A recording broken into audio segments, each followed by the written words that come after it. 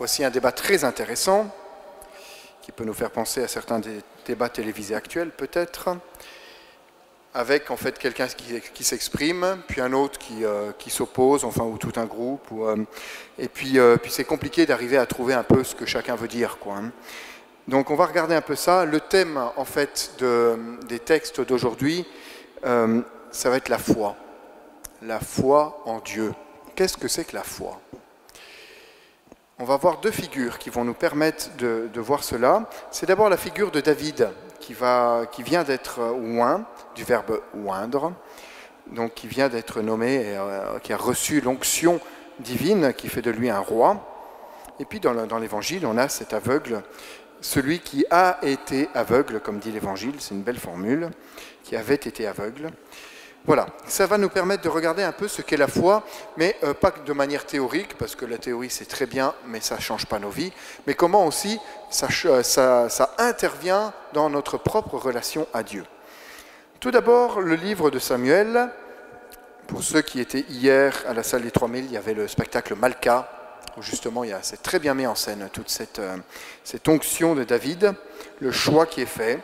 Donc le Seigneur dit à Samuel, qui était le prophète de l'époque, c'est pour ça que le livre de Samuel s'appelle les livres de Samuel d'ailleurs.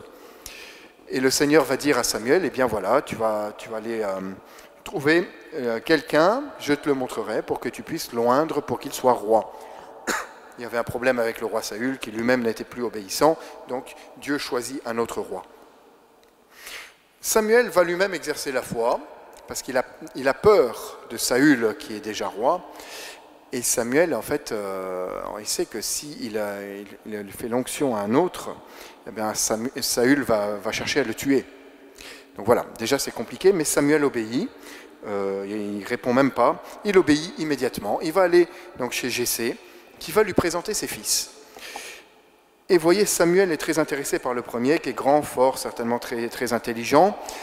Mais Dieu lui dit, ce n'est pas lui. Et là encore, Samuel, immédiatement, va dire « Ce n'est pas lui, montre-moi un autre ». Vous voyez que Samuel aurait pu tout à fait se dire « Voilà, le Seigneur m'a dit de choisir quelqu'un, je suis venu là, ça me paraît correct, allons-y, ça doit être lui ». Samuel est beaucoup plus fin. Et là, il y a un exercice de la foi, premier exercice de la foi qui est très intéressant et très important pour nous. Ce n'est pas parce que le Seigneur nous a donné une direction que nous devons ensuite en faire à notre tête. Si le Seigneur nous propose quelque chose, eh bien, il va nous guider tout au long du processus. Il peut y avoir des exemples concrets, même dans la manière de s'engager sur la paroisse. Il y en a qui vont faire l'engagement à la fin de la messe. Il y a les catéchumènes aussi qui vont faire leur deuxième scrutin tout à l'heure. Ce n'est pas parce que le Seigneur propose ou invite à un engagement, que ce soit le baptême, que ce soit l'engagement sur la paroisse, qu'ensuite il va dire « débrouillez-vous ». Vous voyez, c'est un petit peu le mécanicisme là en philosophie. Dieu a lancé une pigenette qui a créé le monde et maintenant il ne s'en occupe plus. Mais non, bien sûr que non. Avec nous, avec chacun de vous, Dieu vous propose un projet, des multitudes de projets en fait, sur les différentes phases de votre vie, et à chaque fois, il va vous y accompagner. Donc à chaque fois, vous pouvez vous en remettre à lui. Et Samuel ici, eh bien, il entend cette voix de Dieu, alors qu'il lui-même il se disait, il a l'air super ce fils, Eliab, c'est certainement lui. Eh bien, il va entendre le Dieu qui lui dit, non, ce n'est pas lui.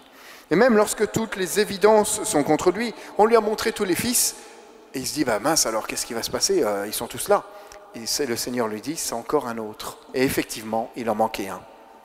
Voilà. Vous voyez, premier point qui est extrêmement important dans notre relation à Dieu et qui fait partie de notre vie de foi, c'est d'accepter ce que Dieu nous propose. L'accepter, c'est aussi l'accepter avec sa volonté. Certains vont faire leur engagement à la fin, un engagement à vivre et à s'enraciner et à grandir dans la paroisse. Vous voyez, c'est à la fois c'est un appel et en même temps c'est une volonté qui s'exprime. La même chose, encore plus grand pour ceux qui vont avancer vers le baptême.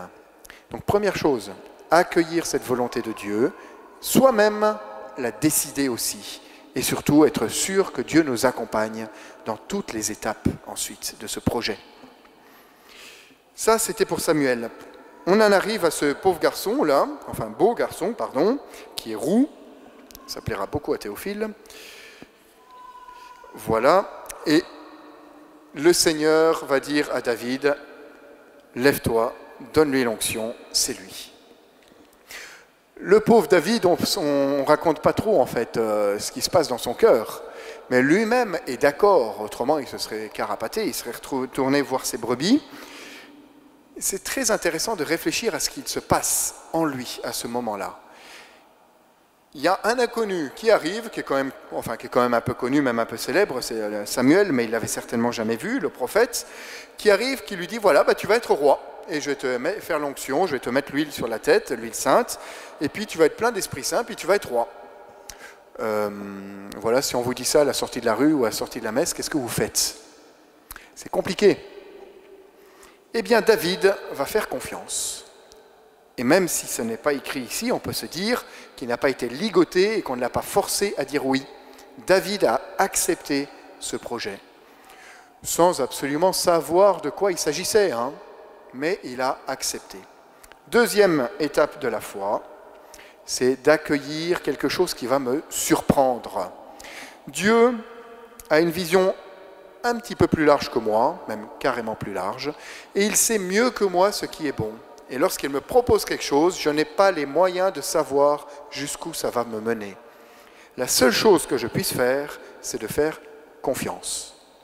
Et c'est ici ce que David fait de manière admirable. Et on sait que pendant toute sa vie, ou quasiment toute sa vie, David va faire une confiance infinie à Dieu. Il va même être pécheur et il va demander pardon tellement il a confiance en Dieu et en sa miséricorde. Vous voyez, le premier élément, c'est de savoir que si Dieu me mène quelque part ou me propose un chemin, il va m'y accompagner à toutes les étapes. Il va toujours être là. Deuxième élément avec David, c'est de savoir que Dieu va me proposer toujours quelque chose qui va sortir de mes petits schémas. Il n'a pas demandé à David de continuer à garder ses brebis, ou de lui dire, tu verras, tu vas en garder 15 fois plus. Ben non, c'est quelque chose de complètement différent. Même s'il va être en fait le pasteur du peuple, on voit qu'il y a le lien avec les brebis, mais il va proposer quelque chose de différent. Est-ce que moi-même, je vais accepter que Dieu vienne me bousculer, me sortir de mes petits schémas, de mon business plan que j'ai déjà prévu? Voilà, marié à 25 ans, la Rolex à 30 ans, la piscine à 40, et puis les enfants et les poissons rouges, je ne sais pas quand. Voilà. Est-ce que j'accepte de sortir de ce schéma-là, pour, en fait, accueillir ce que Dieu me propose, qui va être une aventure bien plus grande, en fait. Voilà pour l'Ancien Testament. Nous en venons à cette affaire de l'aveugle. C'est absolument extraordinaire, parce que l'aveugle, il sait qu'il a été guéri, et tous les autres en face essayent de le persuader que non, il n'a pas été guéri. Vous avez vu, donc le dialogue est assez long. Premier point extrêmement intéressant sur l'aveugle. Jésus lui dit, d'abord il crache sur le sol, il fait de la boue, sympathique, il en met sur les yeux de l'aveugle, fort sympathique. Voilà, l'aveugle il peut se dire, bon bah super, c'est Jésus, il va me guérir, bon il m'a fait ça, c'est un peu dégoûtant, mince, ça n'a pas marché. Bon bah voilà, zut. Qu'est-ce que va faire l'aveugle? Jésus va lui demander quelque chose en plus. Et l'aveugle n'était pas forcé de le faire.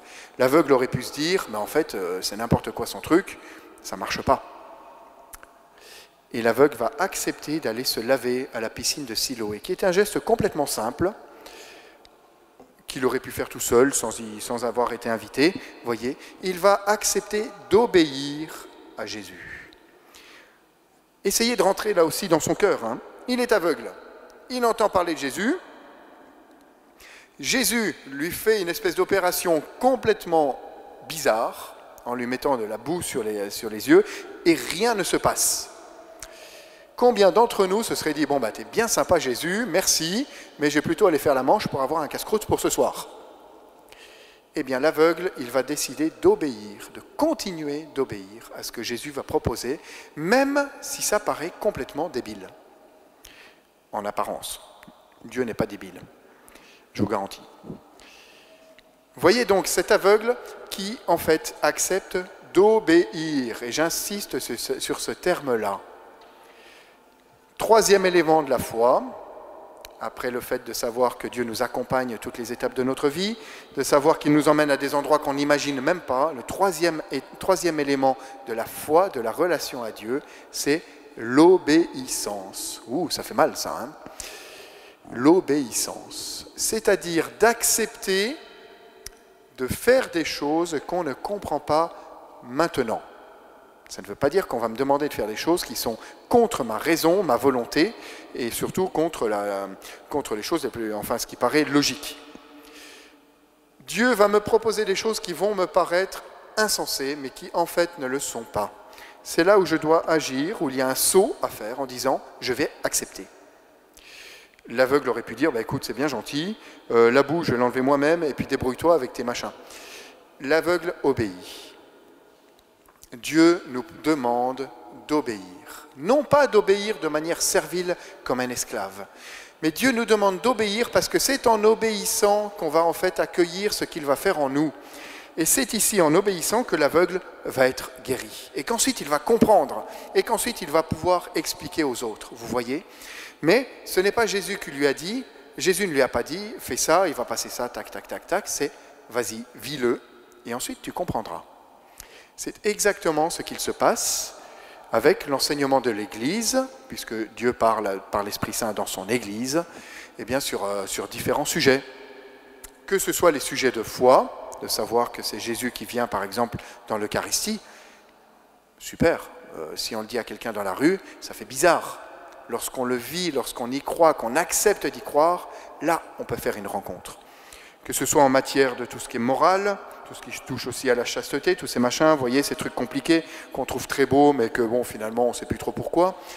Dieu vous propose quelque chose de grand, d'immense, qui va vous conduire au bonheur, que ce soit au niveau des sacrements, que ce soit au niveau de tout l'enseignement sur votre vie entière. Dieu vous propose le bonheur. Mais ce qu'il vous demande, c'est d'obéir. Non pas de manière servile, mais d'accueillir un événement qui semble bizarre dans votre vie, qui vous déplace, qui vous change de vos habitudes, et d'agir tel que Dieu vous propose. C'est alors que Dieu va agir dans votre vie. Mais il vous demande d'abord d'accueillir sa volonté et d'agir vous-même. Voilà, c'est un moyen, l'obéissance, non pas d'un esclave qui agit sans savoir ce que fait son maître, mais comme un fils et une fille qui sait que son père veut son bonheur. C'est complètement différent. Et qu'en plus, après avoir agi, je vais comprendre. Ça, c'est ce qui se passe au niveau de cet aveugle qui ensuite va finalement expliquer la vie et la théologie aux pharisiens. En face, il va y avoir les pharisiens, les juifs, là, qui vont convaincre l'aveugle qu'il est encore aveugle. Ben non, t'es sûr, enfin c'est pas possible, non, t'es aveugle. Ou alors, il le convaincre qu'il n'était pas aveugle avant.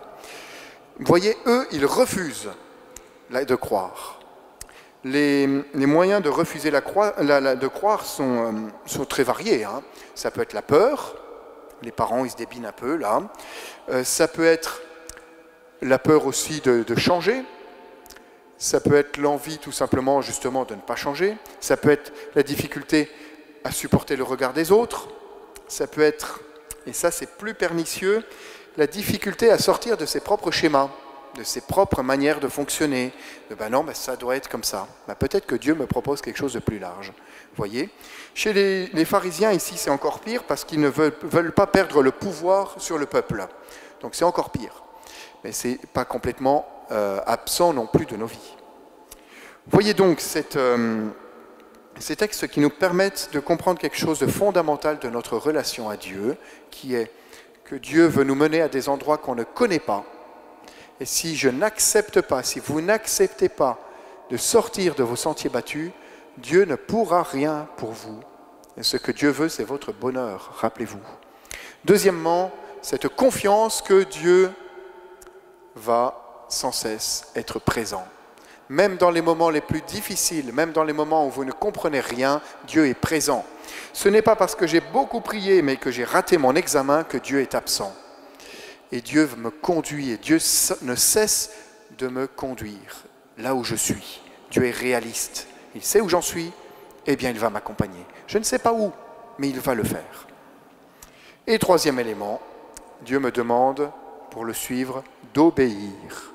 Non pas comme un esclave qui fait tout ce que le maître dit, sinon il est châtié, mais comme un fils, comme une fille qui sait que son père veut son bonheur et lui propose le bonheur, et lui propose un chemin de croissance où chaque pas, eh bien, il y a un pas vers l'inconnu, mais chaque pas va le permettre de grandir.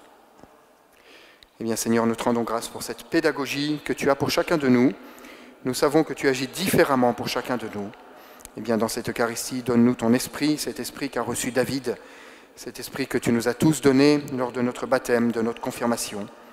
Seigneur, donne-nous cet esprit de liberté pour que nous puissions te suivre, te faire confiance et t'obéir. Amen.